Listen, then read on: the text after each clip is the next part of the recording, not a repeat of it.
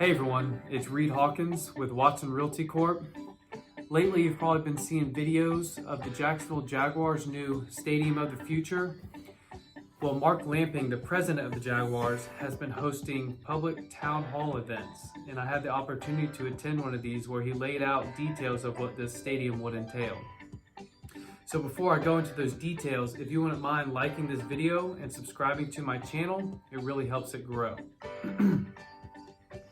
So to start, our current stadium is 29 years old and is the only stadium left in the NFL not to be completely replaced or renovated. And Mark Lamping, to start his town hall, laid out his goal for this project. The goal is to help produce a mixed-use area that can become an economic engine to build and drive a vibrant downtown Jacksonville. So he said to know that he's achieved this goal, he number one has to build a state-of-the-art stadium, 2, extend the Jaguars' current lease, 3, position the Gator into postseason play, such as the college football playoffs, 4, extend the Florida-Georgia agreement, and 5, support development downtown and join the St. Johns River with the East downtown neighborhoods. So for the Stadium of the Future, you could renovate or you could replace it. The Jaguars have elected to go with the renovation option. Number one, it's $1 billion cheaper, billion with a B. And it also, the current stadium substructure is just fine to renovate it. So to start, the Jaguars sent out a set of surveys to be answered with the Jaguars fans. There's 24 areas of concern that they came up with.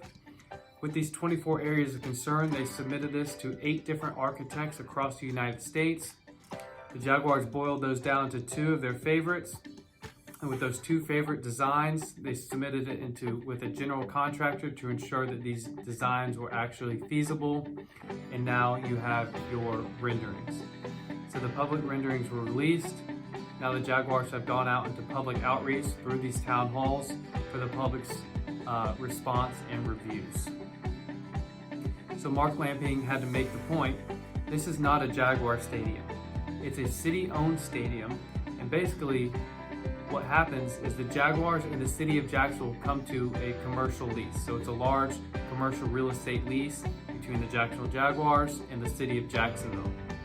This lease must go through multiple committees within the Jaguars for approval, and once approved, it's submitted to the NFL, where 75% of NFL ownership has to approve it as well.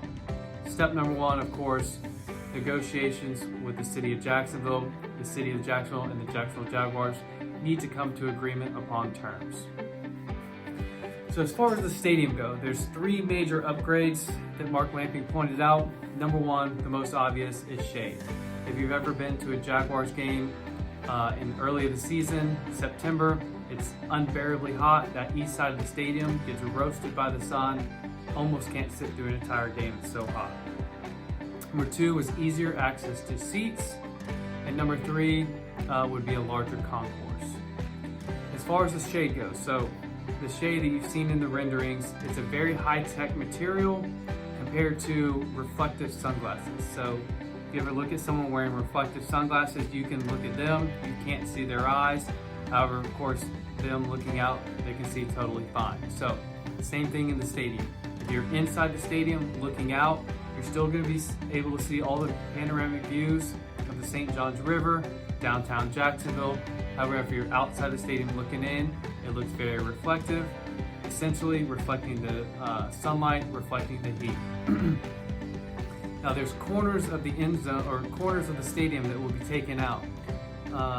There's going to be seats taken out. So basically this is going to help with breeze, effectively cooling the stadium down. Another point in the stadium, the bud zone, very popular area in the stadium, is going to be moved from the south end zone to the north end zone. So now the south end zone will be what will create a very steep area, what Mark Lamping dubbed the Great Wall of Duval.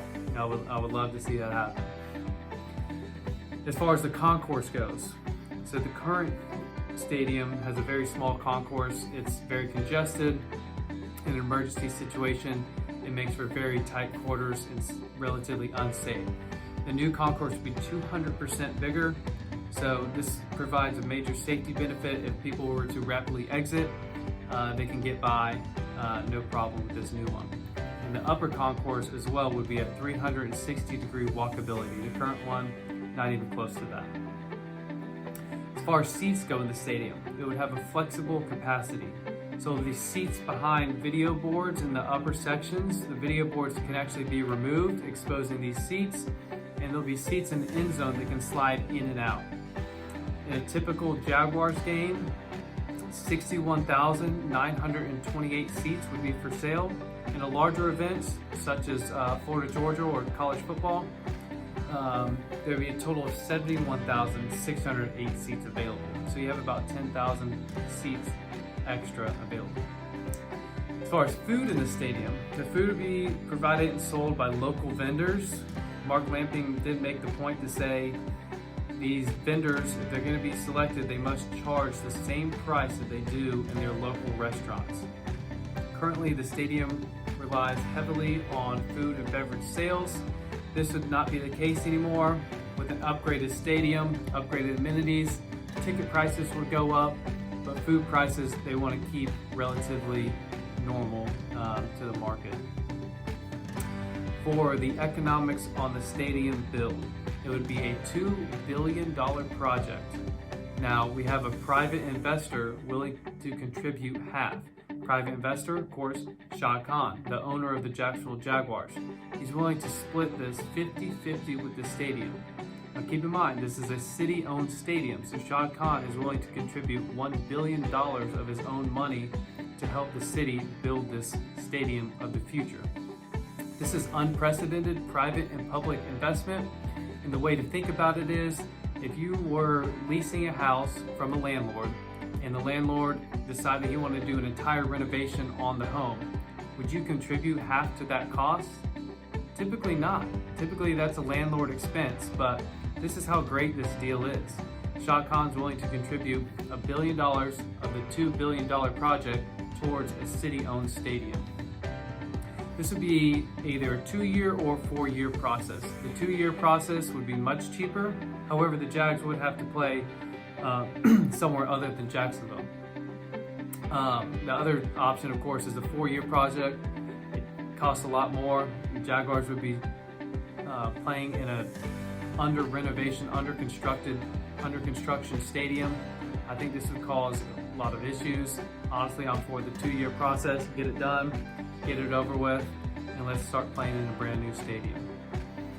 At this point, after going through all the details, Mark Lamping opened up the floor for questions, and by far my favorite question, which is a very valid one, came from a younger kid up front, and it was, is Jacksonville still going to have a zip line in the new stadium to kick off the football games?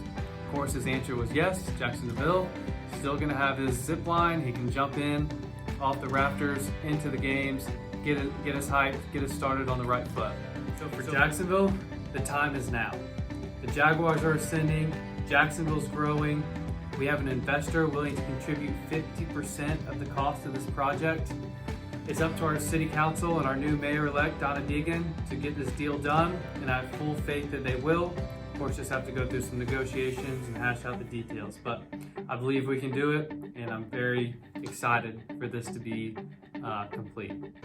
If you'd like to stay up to date on the project, you can go to First Downtown Jacksonville. That's 1stdowntownjacksonville.com. And I'd like to really thank you guys for watching this video. I really appreciate it. If you have any questions, please feel free to reach out to me. You can call, text, or email me. I'm very easy to get a hold of.